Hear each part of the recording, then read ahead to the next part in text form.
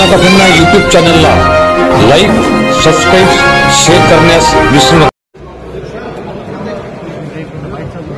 आम्ही राजो पहिल्यांदा म्हणजे गजानन लोटे आम्ही 20 वर्ष अगोदर आम्ही सोबत राहिलो की नाही तसंच समजत पण आजचं भाषण पाहिलं म्हटलं काय बरोबर कोणाले कसं काय तुम्ही स्वतःला बदलून घेतो. मी जसं होतं तसा होतो तुमच्यातला शिवसैनिक हो. आमदार जर झाले तरी शिवसैनिक समजत नाही कपडे तेच आहे तत्वच आहे जसा तसंच नाही बाबा. आम्हाला आजच्या भाषणात वाटतं ना आता मला एवढं सांगा बाबू आता माननीय आमचे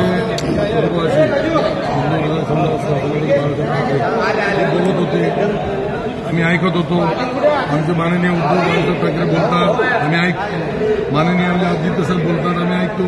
त्याच्यातून थोडं तर शिकायला लागेल.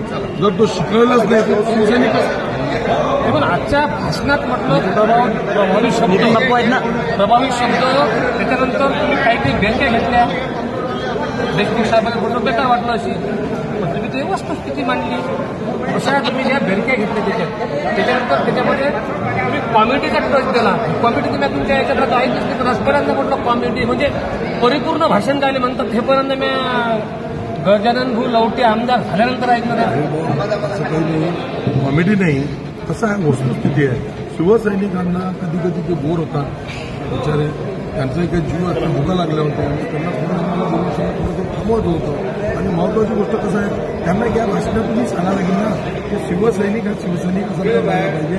त्यांना घाबरायचं काही काम नाही. गटातटाच्या राजकारणात जायचं नाही. गटातटावाल्यांनीही जर कबुली केली की बाबा आमचं थोडं बुटके चुकचाक झालं शिवसेना आहे सगळ्यांना सामावून घेते. आणि महत्वाचं एक मुद्दो मी जे काही बोललो अशी आमच्या शिवसैनिकांना तो मेळावा तो ठेवला खरोखर एक छान मेळावा झाला. आणि त्यांना मी हे सांगितलं की तुमच्यातलाच बसणारा एक शिवसैनिक तिकडे बसून आमदार होते तर तो आशीर्वाद जसा भेटला तर तुम्हालाही जिल्हा परिषद आहे, पंचायत समिती आहे, नगरपालिका आहे, महानगरपालिका आहे, ग्रामपंचायतचं इलेक्शन आहे याच्यामध्ये तुम्हीही त्या पदावर जावं हीच माझी आमदार म्हणून त्यांना शुभेच्छा मिळते. बरं धरापुरात म्हटलं जेवढं तर पेपरबाजी भेट झाली ना जो तुमच्या विरोधात आमदाराच्या नाराजी असं काय झालं बाबा. काहीच नाराजी नाही आहे. त्यांनी गट म्हणून नाराजी दाखवली. पक्ष म्हणून नाराजी माझ्याकडे कोणाचीच नाही आहे. नाही तर 342 345 गावाचं नेतृत्व मी करून राहिलो.